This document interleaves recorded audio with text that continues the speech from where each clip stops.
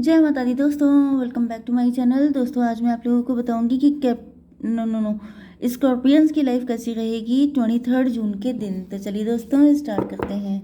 Unicorn please मुझे बताइए कि 23 जून के दिन स्कॉर्पियंस की फैमिली लाइफ, यस, स्कॉर्पियंस की love life and marital life कैसी रहेगी। डिवाइन प्लीज़ मुझे गाइड कीजिए।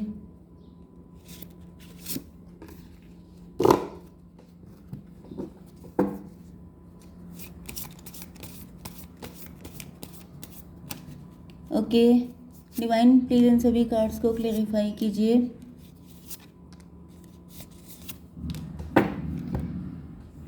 देखिए बॉटम की एनर्जी आ गई है व्हील ऑफ फॉर्चून की। तो यहाँ पे आपकी किस्मत बदल रही है, किस्मत आपके फेवर में आने वाली है। आप काफ़ी लंबे टाइम से लटके हुए थे, स्टक थे।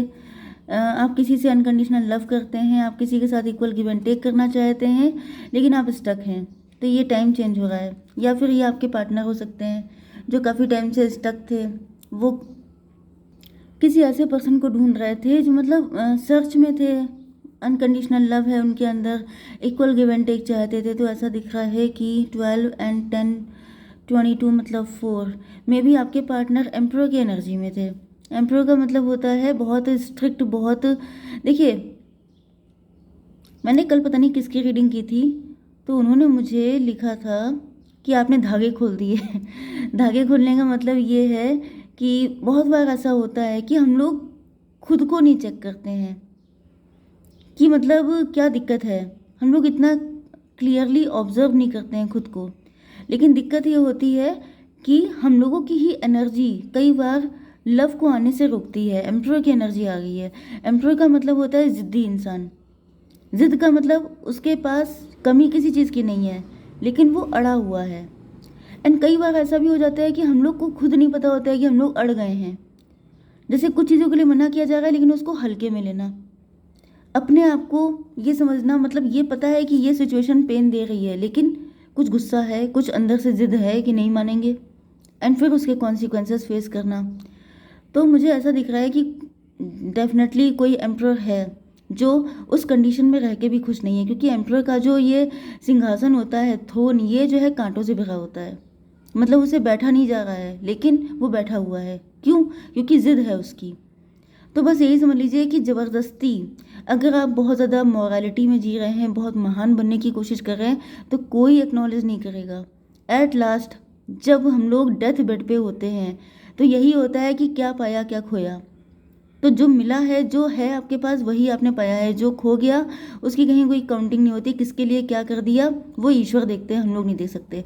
ओके, ईश्वर से भी याद है, किसी ने मुझसे कहा था कि क्या आप सिर्फ एक ही कम्युनिटी की रीडिंग करती हैं। देखिए ये सब बातें जो होती हैं ये बिल्कुल मतलब वर्थलेस हैं। इसका रीज़न ये है कि टैरो बहुत बड़ी चीज़ होती है। मैं थोड़ा सा टाइम निकाल के आपको समझाना चाहती हूँ, क्योंकि बहुत सारे लोगों के अंदर डाउट रह जाते हैं। जैसे कि मैं फ़ीमेल हूँ, तो मैं इसी तरीके से रीडिंग करूँगी कि आपके पार्टनर आएंगे, उन्होंने मतलब वो सामने वाला मेल है, इस तरीके से, ठीक है। एंड अगर होता क्या है कि अगर मैं इन सब चक्करों में पड़ जाऊँ, आएगा, आएगी, ईश्वर, अल्लाह, और क्या वो गुरु नानक जी और ये क्राइस्ट, ये सब चीज़ें, ये सब टाइम टेकिंग होती हैं। सारा टाइम इसी में निकल जाएगा, रीडिंग गायब हो जाएगी। तो हम लोगों का मेन पर्पस क्या है? रीडिंग को सुनना, ठीक है। और टैरो में ये सारी चीज़ें जो होती हैं, caste, culture, community, religion, gender, ये सब चीज़ें ड्रॉप की तरह है, टैरो ओशन की तरह है। ओके, तो ये छोटी छोटी चीज़ें, इन सबको वैल्यू देना बिल्कुल बंद कीजिए। स्पिरिचुअलिटी बहुत बड़ी चीज़ है, उसमें उसमें जो है आपको जंप लगानी चाहिए। आपको पता चलेगा कि कितने कितना एक्सपेंशन होगा आपका। ओके, तो इन सब चक्करों में ना पड़िए। यहाँ पे कोई पॉलिटिक्स नहीं है, कोई वैसी चीज़ नहीं है जिसमें आपको कोई डाउट हो। सारे सब के सब इक्वल हैं, सारे जेंडर इक्वल हैं। आप चाहें सेम जेंडर रिलेशनशिप में हो, चाहे आप जो भी सिचुएशन हो, यहाँ पर किसी को जज नहीं किया जाता है, ठीक है। टैरो में जज करना गलत है। ओके, आपको जज नहीं करना है किसी भी एंगल से। ओके, दूसरी चीज़ ये हो जाती है कि कल किसी ने मुझसे पूछा था क्वेश्चन, कि मैंने शायद बताया था कि आप महिषासुर मर्दिनी का पाठ कीजिए। तो किसी ने मुझसे कहा था कि अगर हम लोग मोहम्मडन हैं तो हम लोग क्या करें। अब देखिए, मैं हिंदू हूँ तो मुझे मालूम है हिंदुइज्म में क्या क्या चीज़ें होती हैं। तो आपके लिए बेटर है ये है कि आपके जो भी पंडित जी होते हों उनके पास जा कर के आप पूछ लीजिए, वो आपको बता देंगे कि इस सिचुएशन में आपको क्या करना चाहिए। ओके, क्योंकि ये कॉम्प्लिकेशन हो जाती है, क्योंकि भाई मुझे नहीं पता कि क्रिश्चियंस में क्या चीज़ पढ़नी चाहिए, क्या फॉलो करना चाहिए, या सिख लोगों में क्या फॉलो करना चाहिए। तो प्लीज़ इस चीज़ को अंडरस्टैंडिंग बना के रखिए, मेरे लिए टफ मत कीजिए, क्योंकि फिर बहुत दिक्कत हो जाती है। ओके, थोड़ा सा कोऑपरेशन चाहिए आप लोगों का। तो आई थिंक कि आप लोग इतना कोऑपरेट करेंगे। ये सब चीज़ें बहुत छोटी छोटी हैं, इसमें भी अगर मुझे समझाना पड़े तो आई डोंट थिंक कि ये मैच्योरिटी फिर कहाँ से आएगी। इतना समझाने के बाद, इतने लंबे टाइम से मैं रीडिंग कर रही हूँ, इसके बाद भी अगर ये दिक्कतें आ रही हैं तो मतलब अभी काम नहीं हुआ है। ओके, टॉरस, वर्गो, कैप्रिकॉर्न, लिब्रा, जेमिनी, एक्वेरियस हो सकते हैं आपके पार्टनर। वृषभ, कन्या, मकर राशि, तुला, मिथुन, कुंभ राशि। नंबर है आपके लिए 7, 19 एंड 10। ये नंबर आपके लिए इंपॉर्टेंट है। बाकी नंबर शायद मैंने बताया नहीं थे। 33, 5, 6 एंड ये है 34। ये एज हो सकती है एंड 6, 5 बर्थडे भी हो सकता है। ये नंबर किसी भी तरीके से इंपॉर्टेंट हो सकते हैं। देखिए, लिसनिंग की एनर्जी आ गई है। Listen and the answer will be revealed. Chariot, मुझे ऐसा दिख रहा है कि आपके पार्टनर जो हैं उनको अभी अपने दिल की सुनने लग गए हैं। पहले हो सकता है कि आपके पार्टनर अपने दिल की नहीं सुनते थे, क्योंकि यहाँ पे चैरियट की एनर्जी आ गई है। मतलब आप लोगों के बीच में डिस्टेंस आ चुकी है। लॉन्ग डिस्टेंस का कनेक्शन हो सकता है आपका। एंड आपके पार्टनर ने हो सकता है कि पहले दिल की नहीं सुनी थी, दिमाग की सुनी थी, जिस वजह से आप लोगों के बीच में डिस्टेंस आई थी।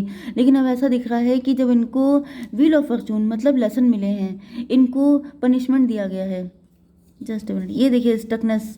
यस, ये हैंग्ड मैन की कंडीशन क्या होती है? किसी इंसान को उल्टा लटका दीजिए, मतलब क्या हुआ, उसको पनिश किया गया। तो ये सब पनिशमेंट मिलने के बाद आपके पार्टनर को रियलाइज़ हुआ है कि आप ही हैं इनका अनकंडीशनल लव। आप ही वो पर्सन है जो इनके साथ इक्वल गिव एंड टेक कर सकते हैं, क्योंकि यहाँ पे इनको मिला है डिच, बैक स्टैब। ओके, यहाँ पे ये मुरझा गए हैं बिल्कुल। एंड इनकी लाइफ बिल्कुल, ये जो फ्लावर है इसमें आपको कहीं से भी कुछ नज़र आ रहा है? सारी ब्यूटी, सारा एसेंस सब खत्म हो गया। ओके, लॉस मिला है, बैक स्टैब मिला है, पेन मिला है।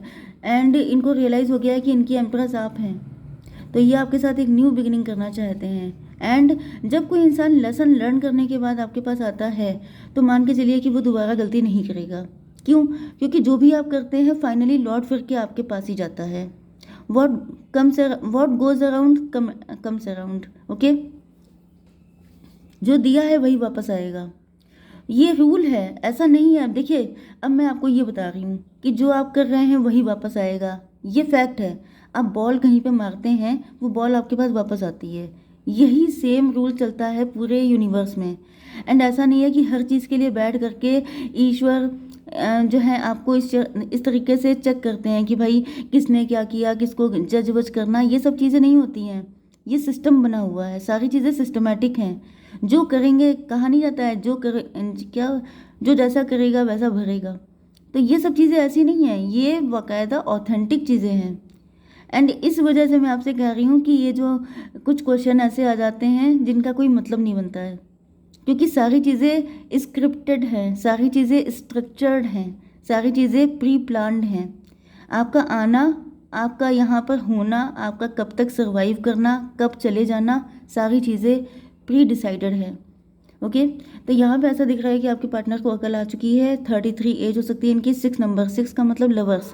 इनको पता चल चुका है कि आप ही इनकी एम्प्रेस हैं। एंड अब ये बिल्कुल शार्प माइंड होके, बिल्कुल क्लियर कट होकर के डिवाइन की ब्लेसिंग के साथ आपकी लाइफ में एंट्री करने वाले हैं। 33 एंड 7, 40 हो सकता है।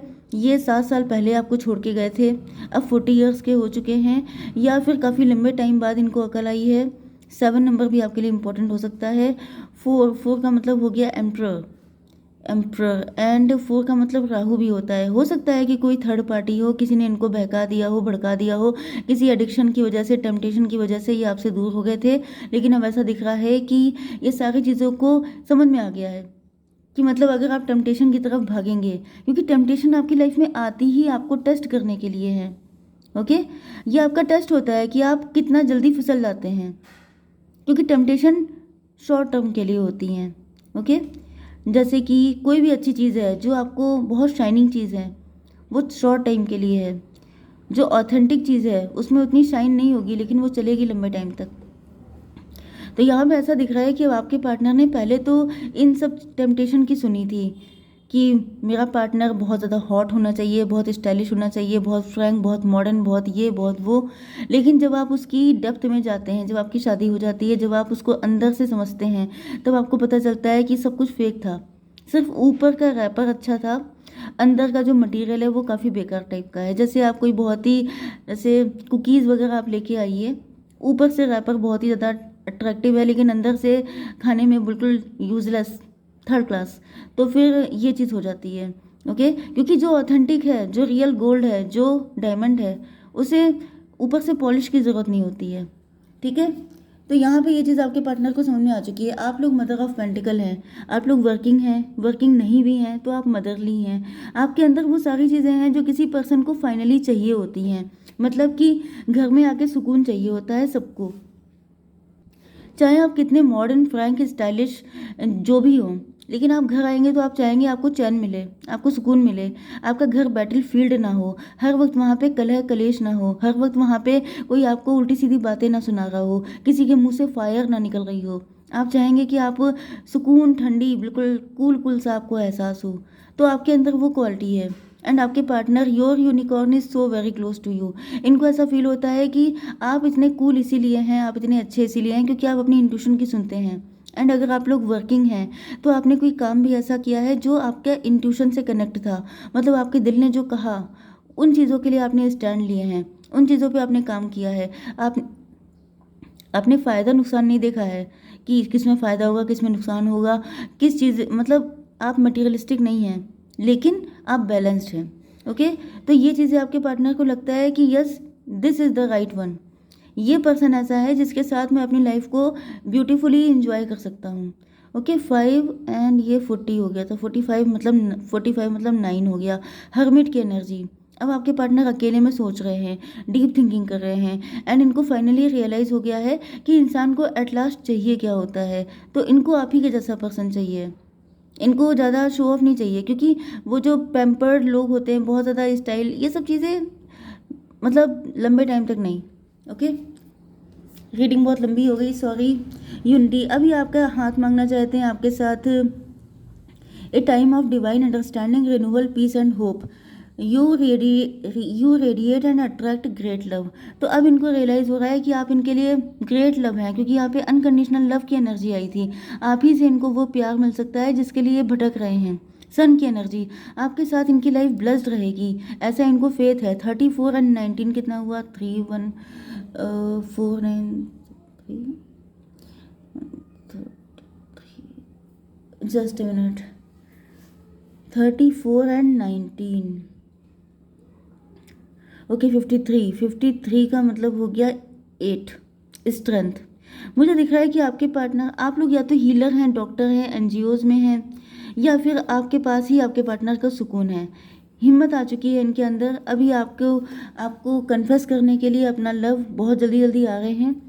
8 की एनर्जी ये है, ये थी 4 की एनर्जी। 12 का मतलब हो गया हैंग्ड मैन। अब ये स्टकनेस खत्म हो गई है, अब ये ज़्यादा सोच विचार नहीं करेंगे, अब इनको चाहिए सब कुछ फटाफट। मदर ऑफ सॉर्ड की एनर्जी आ गई है, चेरियट। ओ माय गॉड, मैंने अभी आपको बताया था। मदर ऑफ सॉर्ड का मतलब ये है कि इनके घर में या तो कोई पर्सन ऐसा है, ये इनका स्पाउस भी हो सकता है, ये इनकी मदर भी हो सकती हैं, ये कोई थर्ड पार्टी हो सकती है जो बहुत ही ज़्यादा क्रूअल है। एंड आपके पार्टनर उससे पीछा छुड़ा के भागते हुए आ रहे हैं आपकी तरफ। 2 टाइम चेरियट का कार्ड आया है, मतलब इनकी स्पीड आप समझ सकते हैं। Okay, yes. 6 की एनर्जी है, charge ahead with confidence, stay strong and focused. तो यहाँ पे ऐसा दिख रहा है कि थर्ड पार्टी से फाइट करते करते आपके पार्टनर इतने स्ट्रांग हो चुके हैं कि अब ये इनसे निपट सकते हैं, इनको फेस कर सकते हैं, या जो भी सिचुएशन आती है उन सारी चीज़ों से ये लेसन, क्योंकि इनको लेसन मिल चुके हैं। थर्ड पार्टी से इन्होंने बहुत सारे लेसन लर्न किए हैं, इनके अंदर तेज़ी आ चुकी है, इनके अंदर कॉन्फिडेंस आ चुका है। क्योंकि जो भी लेसन आपको दिए जाते हैं, ऐसा नहीं है कि आपको पनिश किया जाता है, आपको लगता है पनिशमेंट, लेकिन वहाँ पे भी आप सीख रहे होते हैं। तो थर्ड पार्टी के साथ फाइट करते करते इनको भी ये इतनी अकल आ गई है कि ऐसे लोगों से कैसे निपटा जाए। ओके, जय माता दी।